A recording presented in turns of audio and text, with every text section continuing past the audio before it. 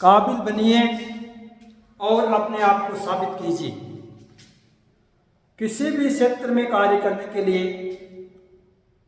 हमें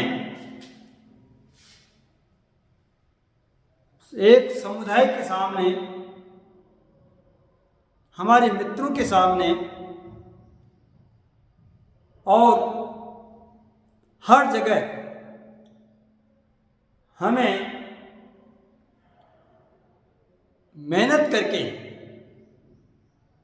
मुकाम हासिल करने के लिए सकारात्मक प्रयास करना चाहिए।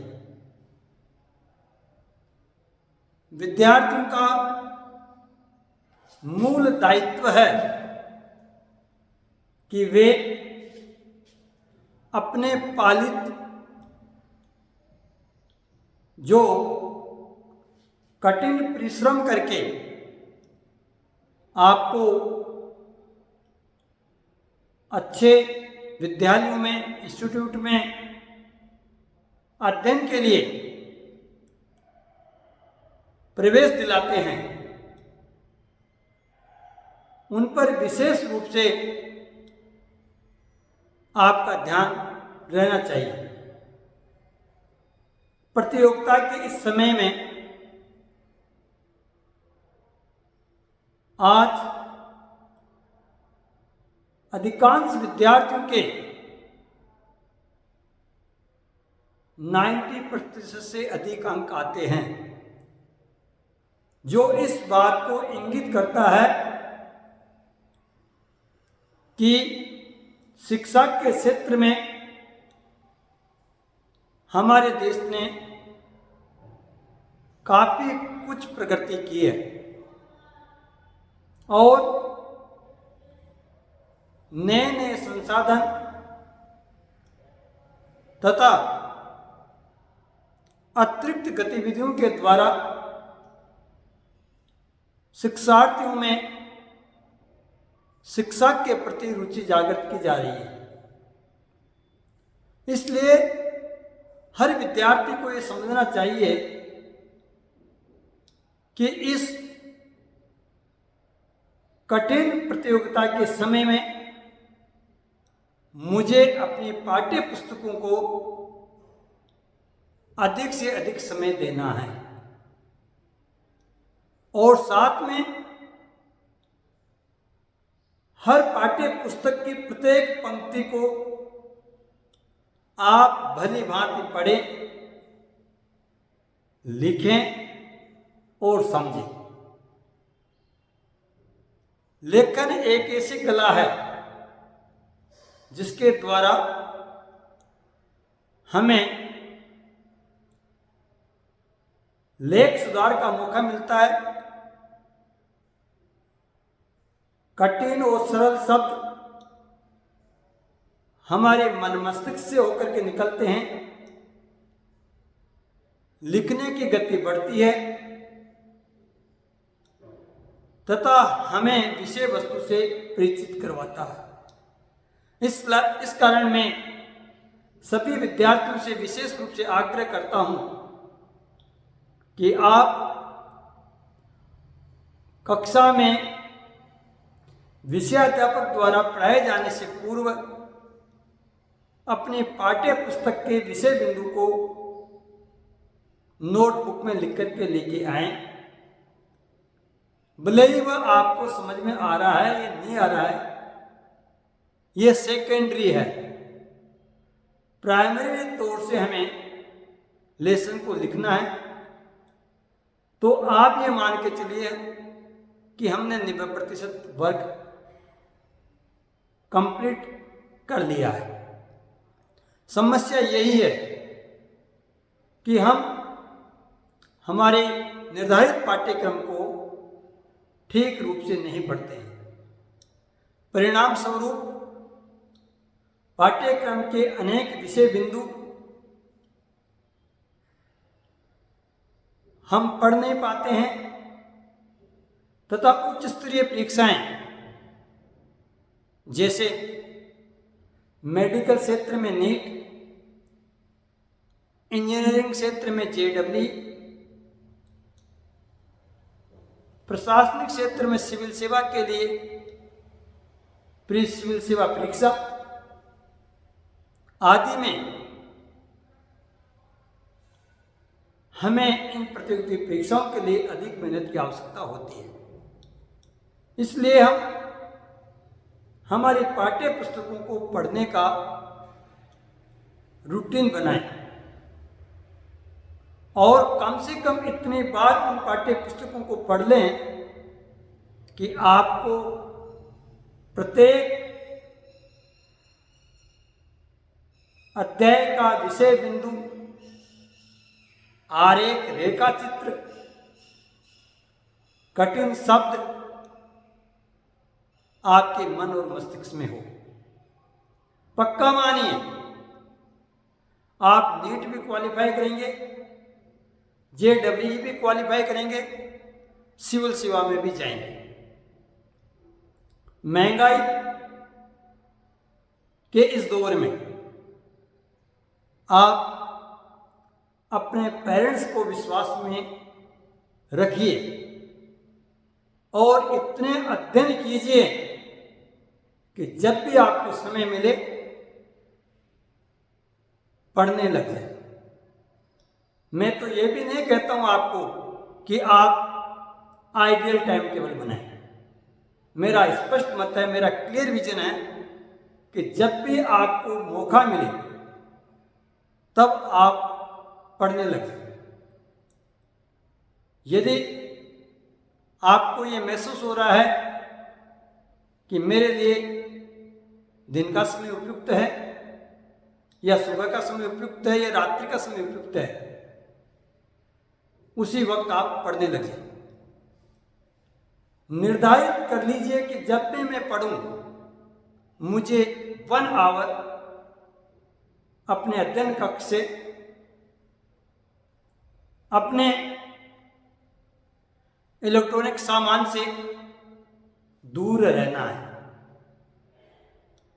आपको कहीं जाने की आवश्यकता नहीं, ना किसी कोचिंग संस्थान की आवश्यकता है और ना ही किसी ट्यूशन की आवश्यकता है। आप विषय में पारंगत बनिए, विषय को बार बार पढ़िए। प्राय हमारी आदत होती है कि हम एक ही विषय को कई लेखकों द्वारा लिखी गई पुस्तकों से पढ़ने का प्रयास करते हैं, जिसे मैं सही नहीं मानता हूं। आप एक ही लेखक की पुस्तक को बार बार पढ़िए और यह भी आप निश्चित कर लीजिए कि मेरे द्वारा अध्ययन किया जा रही पुस्तक प्रमाणित भी है या नहीं है, उसका मुद्रक और प्रकाशन किसने किया है, उसके लेखक कौन है, इसकी सप्लीमेंट्री कॉपियां कितनी बार निकली है, इस पुस्तक का अपडेशन कितनी बार हुआ है। इन सब चीज़ों का हमें ध्यान रखना होगा और अधिक से अधिक अपने को प्रैक्टिस करनी होगी। विषय भले ही फिजिक्स हो, केमिस्ट्री हो, मैथमेटिक्स हो, हिंदी हो, हिस्ट्री हो, जूलॉजी हो, बॉटनी हो, पॉलिटिकल साइंस हो, सोशोलॉजी हो, इकोनॉमिक्स हो, साइकोलॉजी हो, सभी विषयों को आप रुचिकर बनाएं। जिस भी काम को आप करें रुचि से करें। आपको ऐसा महसूस तो नहीं हो कि मैं इसे पढ़ नहीं सकता, मुझे ये याद नहीं होता है। कोई विद्यार्थी कमजोर नहीं होता है, केवल कमजोर होता है हमारा आत्मविश्वास, हमारा आत्मबल। हमें हमारा आत्मविश्वास और आत्मबल बना करके रखना होगा। पक्का मानिए, आप एक सफल नागरिक बनेंगे। एक ऐसे सफल नागरिक बनेंगे जिसके पास ज्ञान का अथाह भंडार होगा और समाज में एक ऐसी नई पीढ़ी का निर्माण करेंगे जहां केवल और केवल सीखना, पढ़ना, आगे बढ़ना और राजकीय जॉब के साथ साथ सेल्फ जॉब विकसित करना। तब देखिए मजा आएगा आपको। 16 वर्ष तक के बालकों को विद्यालय में ही पढ़ना चाहिए। विद्यालय वह स्थान है, वह इंस्टीट्यूट है जहां आपका सर्वांगीण विकास होता है। आध्यात्मिक, धार्मिक, सामाजिक, शैक्षिक, सहशैक्षिक सभी प्रकार का विकास आपको इंस्टीट्यूट में मिलेगा। और स्कूलिंग शिक्षा इतनी महत्वपूर्ण है कि जहां आप इस प्रकार के अभावग्रस्त बालक के साथ भी पढ़ेंगे जिसके पास पेन, पेंसिल या पाठ्य पुस्तकें नहीं, तो तब उस बालक के पास भी पढ़ेंगे जिसके पास सब कुछ है। और उस कक्ष में बैठने वाले सभी बालक समान होंगे। इससे आप में मित्रवत भावना का विकास होगा और साथ में एक दूसरे को जानने, पहचानने तथा उनकी तकलीफों को सुनने, परिवारजनों से मिलने का आपको एक नया अनुभव प्राप्त होगा। इसलिए 16 ईयर्स तक के बालक को विद्यालय शिक्षण से बाहर नहीं करें। स्कूलिंग शिक्षा एक ऐसा प्लेटफॉर्म है जिसके द्वारा हम बालकों की एक नई पीढ़ी तैयार करते हैं और ये नई पीढ़ी ग्रेजुएशन के बाद हमारे सरकारी, अर्ध सरकारी और गैर सरकारी संस्थान में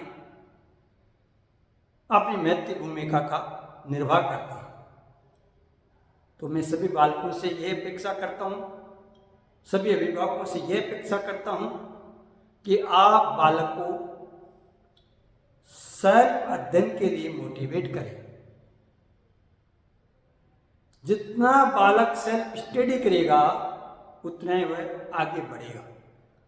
आप ध्यान दीजिए कि विद्यालय में मेरे बालक को कितने घंटे पढ़ाया जा रहा है, कितना होमवर्क दिया जा रहा है, समय पर होमवर्क भी चेक हो रहा है या नहीं हो रहा है, नियमित विद्यालय जा भी रहा है या नहीं जा रहा है, उसे अतिरिक्त शिक्षण की क्यों आवश्यकता महसूस हो रही है।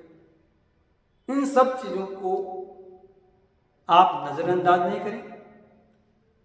एक आदर्श पालित के रूप में आपकी ये महत्वपूर्ण भूमिका है कि आप अपने बच्चे के प्रति विश्वास रखें और उसमें विश्वास भी पैदा करें। कभी भी परिवार के बच्चों से तुलना मत कीजिए, पड़ोस के बच्चों से तुलना मत कीजिए। केवल और केवल उसे आगे बढ़ने के लिए प्रेरित कीजिए। भले ही वह सामाजिक क्षेत्र में आगे बढ़े, खेलकूद के क्षेत्र में आगे बढ़े, किसी भी क्षेत्र में आगे बढ़े, लेकिन उसे एक आदर्श नागरिक बनाइए और कॉन्फिडेंस पैदा करिए कि आप वह सब कुछ कर सकते हैं जो एक सामान्य विद्यार्थी के साथ साथ उत्कृष्ट कोटि का विद्यार्थी भी करता है।